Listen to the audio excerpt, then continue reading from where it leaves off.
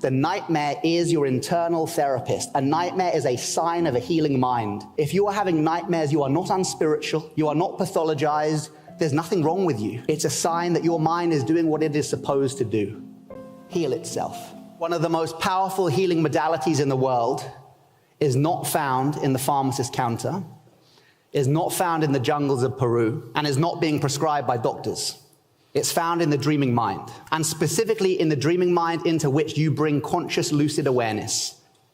Because once you bring lucid awareness into the dreaming mind, you have access to one of the most powerful virtual reality simulations in existence. A virtual reality simulation so powerful in its healing potential that cultures around the world across millennia have used it to heal the mind, heal the body, prepare for death, and engage spiritual practice while they sleep. My job over the next hour or so is to offer you this argument, this idea, this concept through a series of stories, case studies, and scientific research to prove to you how powerful lucid dreaming is. So by the time you leave here in an hour, you know why you'd want a lucid dream, and crucially, you want to learn how to do it. And if you do want to learn how to do it, then I've got a workshop later on today. Or you can do the quest. Who here's done the Mind Valley quest with me? Anyone? Oh, okay, cool. It's pretty good. It is pretty good. I think it is a very good lucid dreaming course, not just because of me, but because of the way Mind Valley present their stuff. So you can check out the quest too and teach yourself to lucid dream. This talk will not be instructional. It will be enlightening, I hope, telling you about how lucid dreaming works and why you would want to do it. So, we're going to begin with the basics. So what is lucid dreaming? Who's got a nice definition for me of what a lucid dream is? Yes? Being awake in a dream. Being awake in a dream, yeah. So being in the dream and knowing that you're dreaming. Any advance on that? Can we expand on that? Knowing that you're dreaming as you're dreaming, what then? Yes? Control over your dreams. Nice, yeah. Having control over your dreams or influence. Being able to change the dream while you're in it. So a lucid dream, by definition, is any dream where in the dream you go, oh, wow, I'm dreaming. So if you need to ask me, was that a lucid dream or was it not? It probably wasn't. Once you have a lucid dream, you will know. For most people, their first few lucid dreams go like this. Dream, dream, dream, dream, dream. You see a dead grandmother or you're back at school, something weird happens. You go, what? That can't be real. I'm dreaming. Oh my God, I'm dreaming. Boom. And then you wake up in bed. Has anyone ever had that? Okay, yeah. So a lot of my job is teaching people how to stay cool so they can stay in the dream for longer. But yeah, if you have a lucid dream, you're probably going to know about it. For those who maybe haven't had a lucid dream or don't think they've had a lucid dream, has anybody here ever had a nightmare where in the nightmare you've gone, I've got to wake up. Anyone ever had that? Okay, that was a lucid dream. The moment you acknowledged there was a place to wake up to, you had indirectly acknowledged, hey, I must be dreaming. So here's the first takeaway. If you are ever lucky enough to find yourself lucid in a nightmare again, don't wake up. Stay in the nightmare for as long as you can. Why do our nightmares recur? Why don't our happy dreams recur? Why don't that dream where I'm having a dinner date with that movie star Tom Hardy, why did I only have that once? I've got a crazy man crush on Tom Hardy. I always have these dreams that he's like my best mate. But why did I only have that dream once or twice? Because in the moment, that dream was already integrated. It was a happy dream. I liked it. There was no need to have it again. But a nightmare, if you cut a nightmare short by waking up from it, or the nightmare waking you up from it, you necessarily have to have that nightmare again. Why? Because it is a therapy session cut short. The nightmare is your internal therapist. A nightmare is a sign of a healing mind. If you are having nightmares, you are not unspiritual, you are not pathologized, there's nothing wrong with you. It's a sign that your mind is doing what it is supposed to do, heal itself. But we have pathologized nightmares. Think of how we use the term nightmare. Oh, it's a fucking nightmare, this journey. You know, we use it in that way. We think that nightmares are wrong when in fact nightmares are like dragons guarding a pot of gold. And we don't want to slay the dragon. We want to befriend it. If you slay the dragon, yes, you get the pot of gold and you stop having nightmares. But if you befriend the dragon, you still get the pot of gold and you've got a freaking dragon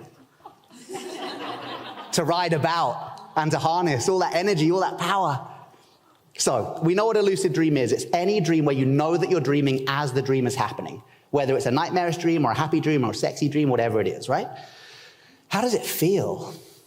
You know in like Hollywood movies when they show dream sequences and they put on the dry ice, the smoke, and they got a soft focus and they're like, wow, man, he's dreaming. That is not how lucid dreaming looks or feels. If you wanted to show how a lucid dream looks, you'd go from normal definition camera work to boom, full 4K HD. Because once you're lucid, it is realer than real. Lucid dreaming is an experience of hyperreality. And that is not hyperbole. Think about it. Right now, your experience of reality is being mediated and limited by the 5 sense organs being filtered through the 6th, the mind. Some of you are wearing glasses. Perhaps some of you have a perforated eardrum like me. Perhaps as you get older, you notice your taste becomes slightly less. So we know that our experience of reality right now is limited. It is not full reality. But in a lucid dream, those limits are removed. People often say in the lucid dream, wow, I could see every tiny blade of grass in that dream. I could smell everything as I walked through that garden. I could taste everything when I bit into that apple. Why? Because you're not seeing through your eyes in a lucid dream, you're seeing through your mind. You're not tasting through your olfactory senses, you're tasting through your mind. You're not touching through the touch pads, you're touching through your mind. It is an experience of hyper-reality. And this is why when we engage healing, trauma integration, or work with phobias in the lucid dream, the healing is so deep. Because it is such a profound reality into which we're engaging that healing. Of course, this is why lucid dreaming sex is so seductive. Because in a lucid dream, you're not having an orgasm, you're having a mindgasm. First 2 years of my lucid dream experience, 16 to 18, purely on sex and skateboarding.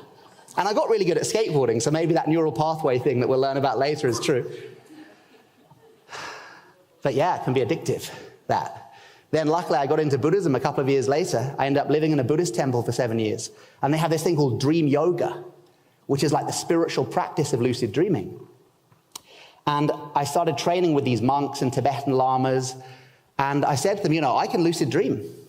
And they said, really? Wow, well, we do the monks training when we do the 4-year retreat. We train ourselves to lucid dream. And the monk said to me, so what do you do in your lucid dreams? It's like skateboarding mainly. I was so embarrassed. So I say to the monk, well, what do you do? Why are you guys lucid dreaming then?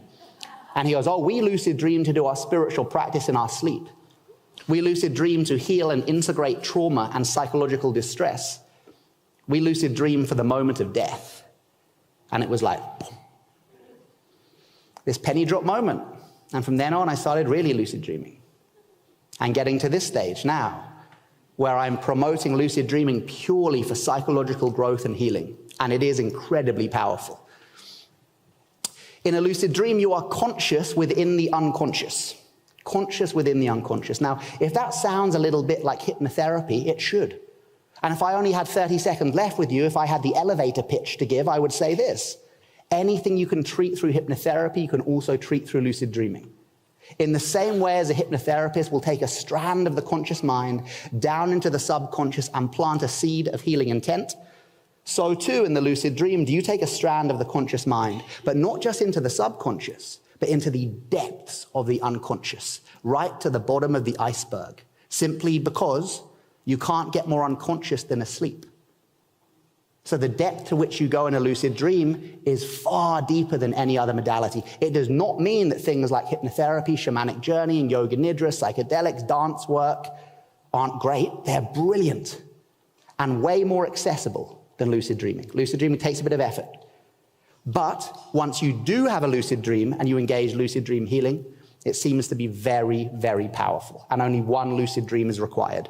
Most of the case studies I'm going to share today are people who healed themselves in one lucid dream. Now, it may have taken weeks or months of the practice to get to the stage where they could become lucid, but once they did, one lucid dream was all that was needed. One of the cool aspects of lucid dreaming as well is this idea of lucid living. When you have a lucid dream, let's look at non-lucid dreams first of all. Every night when you go to sleep, and you have your normal non-lucid dreams, you are being duped by an illusory hallucination that is so realistic you believe it to be real. Think about it. You think your dreams are real while you're in them. If you didn't, you'd be lucid.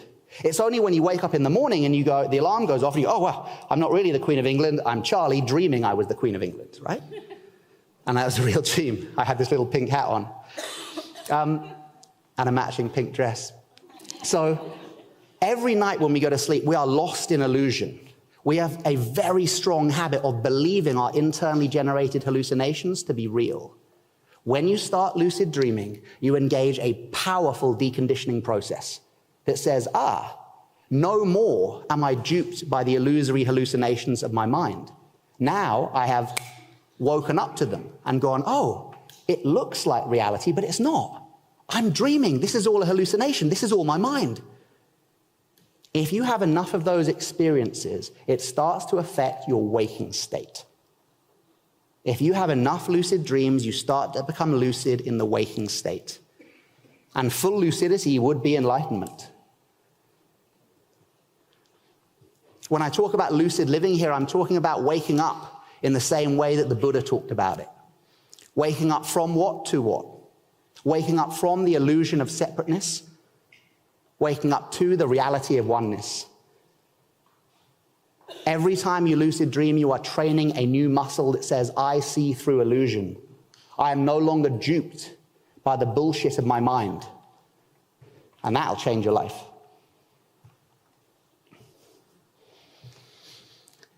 But isn't it just all woo-woo? Just sounds like bullshit, doesn't it, really? Like, oh, come on, you can get lucid in the waking state and you can heal your mind and all this kind of stuff. It's a good question. And in fact, there's my friend, I've forgotten your name, but there is a female German engineer who I spoke to 2 days ago. Is she in the audience? Yes. What's your name? Marai. So we had a wonderful discussion outside, and Marai was wonderfully skeptical about lucid dreams. Basically, like, I think it's all bullshit. We had a really nice conversation, and I think I won her over by the end. She turned up to the talk anyway. Marai, this next slide is for you. Because I was thinking, oh, Mind Valley audience, they're so open-minded, no one's going to really care about the science stuff. And then I realized, no, there are loads of people who care about the science, so I'd better cover it. Okay. Lucid dreaming is for real. Please, if you don't believe it, take a photo of this. You can Google them. I'm not here to convince you. In 1975, lucid dreaming was first scientifically verified at Hull University in the UK. Before that, lucid dreaming was known to be a subjective phenomena, but there had never been objective scientific study of lucid dreaming. But in 1975, we got it. Then 1980, Stanford University did the first EEG studies, so looking at the brain waves of people, and they were like, yeah, lucid dreaming's for real. You can see the brain waves change. Frankfurt University in 2009, and then finally, 2012, Max Planck Institute of Psychiatry, they did the first lucid dreaming study using fMRI, which is like a live image of the brain. And what they managed to do was get someone to fall asleep inside a brain scanner. And they were a profound lucid dreamer, a proficient lucid dreamer. They fell asleep inside the brain scan and had a lucid dream. So for the first time ever, you could see exactly what brain networks light up when you become lucid. And it was amazing what they found. When you are in a non-lucid dream, so your average everyday dreams, the back part of the brain stem, the occipital lobe, the visual cortex, highly active. The front part of the brain, the prefrontal cortex, where the scientists say your sense of self, your sense of agency, your sense of I am having an experience lives, is almost entirely switched off. Now that explains why we can have such crazy dreams. You know, we dream we're a child if we're an adult, or we dream like we're friends with celebrities and stuff like that. It's because your sense of self is almost entirely switched off, or at least very flexible in the dream state. And of course it's switched off because you don't know you're dreaming. There isn't a sense of agency, there isn't a sense of will, right? Once this person became lucid, they saw the prefrontal cortex, boom, light up like a Christmas tree.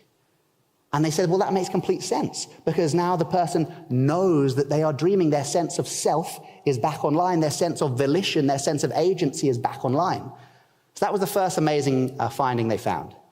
But the real kicker was this: neuroplasticity. Neuroplasticity describes the phenomena of the brain that can rewire itself in favor of a newly learned skill or repeated action.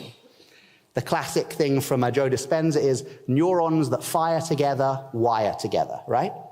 So the more you use certain brain networks, the deeper the grooves become in the gray and white matter of the brain, and the easier it is then to engage that practice and to learn. It's like the kind of neurobiological basis of learning and habit. Non-lucid dreams, no neuroplasticity. Lucid dreams, once the prefrontal cortex switches on, neuroplasticity is engaged, meaning that whatever you do in the lucid dream state is affecting the physical neurology of your brain. If you have a non-lucid dream that you're practicing your martial arts all night, the next day you might wake up and feel, oh, I really want to practice martial arts because I dreamt about it all night. But you're not actually going to be any better at martial arts. It doesn't work that way. However, if you become lucid in your dream, oh, I'm dreaming. What do I want to do? I'm going to practice my martial arts. And then you spend the lucid dream practicing your martial arts. Scientific studies have shown you will get better at your martial arts in the waking state. The next day they can test you and you will have improved in martial arts. How do I know this? Because I was part of that study. And it's quite embarrassing. 25 martial artists, and I was the lucid dream teacher, right? So they were expecting great things from me. They checked how good we were at this certain kick sequence in the waking state. Then we had to go into the lucid dream and practice the same kick sequence. Then the next day, certain tests and stuff, they see, did you get any better? Of the 25 participants, 81.3% got better at martial arts by training in the lucid dream. That's fucking nuts. 81.3% got better at training in the lucid dream.